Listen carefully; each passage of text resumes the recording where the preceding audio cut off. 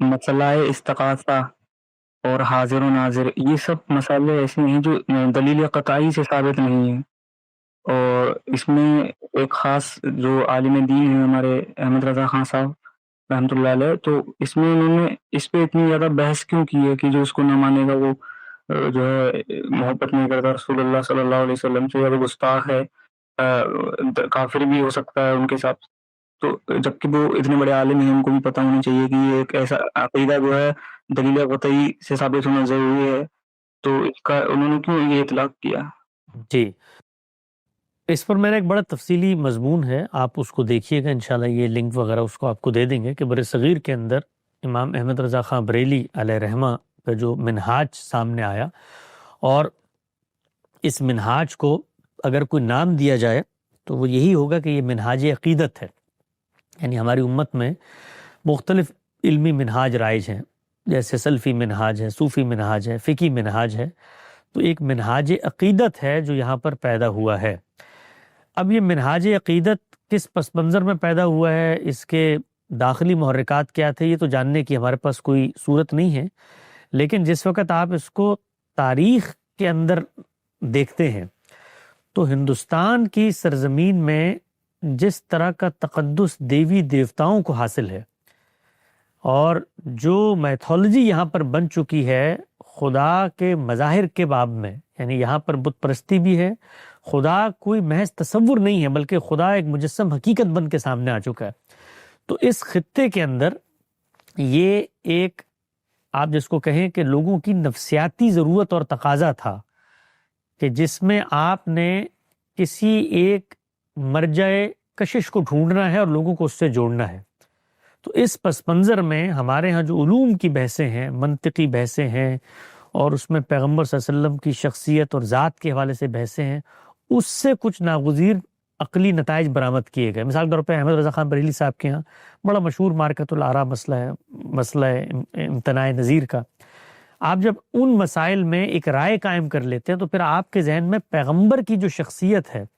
وہ محض ایک منادی، ایک وائز، ایک پیامبر کی نہیں رہتی،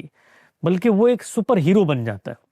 اسی طرح کا سپر ہیرو جیسے آپ کو اپنے گرد و پیش میں دیگر مذاہب میں کچھ سپر ہیروز نظر آتے ہیں،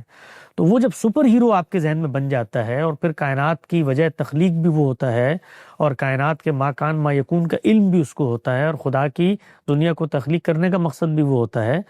تو پھر اس کا جو وہ تصور بننے کے بعد اس سے متعلق باتیں ہیں. یعنی اگر وہ سپر ہیرو ہے تو پھر وہ حاضر و ناظر بھی ہوگا، وہ پھر استغاثہ بھی کرے گا، وہ پھر مدد تائید بھی کرے گا، وہ قبر میں بھی سنے گا، وہ محفلوں میں بھی آئے گا، وہ سب کچھ کرے گا.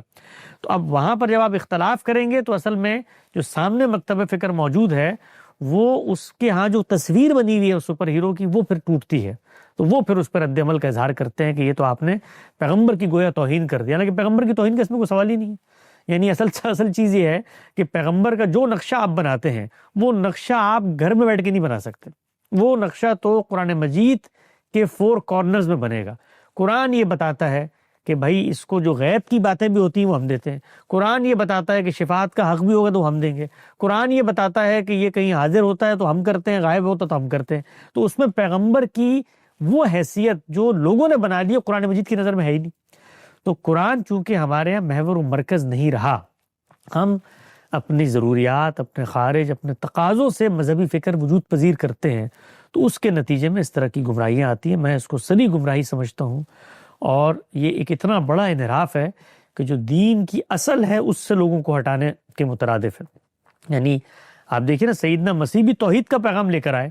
اور ان کی ظالم قوم نے اسی پیغمبر کو جو توحید خالص کا پیغام لے کر کھڑا خدا کا بیٹا قرار دے کے شرک کر لیا. اور یہ رسول اللہ صلی اللہ علیہ وسلم جو پیغام یہ لے کر آئے ہیں کہ بھائی مجھ میں اور باقی پیغمبروں میں اس طرح کے موازنے مت کرنا، اور جن قوموں نے کیا وہ ہلاک ہو گیا، اور مجھے اس طرح کی برتری کے مناسب پہ ہر پیغمبر کو کچھ نہ کچھ دیا گیا ہے، مجھے بھی یہ دیے گئے ہیں، اور میں خدا کا ایک صرف پیغمبر ہوں. قیامت کے دن میں بھی اپنی بخشش مغفرت خدا سے چاہوں گا، اور یہ دنیا بھی میرے ارادے عمل کا امتحان ہے. تو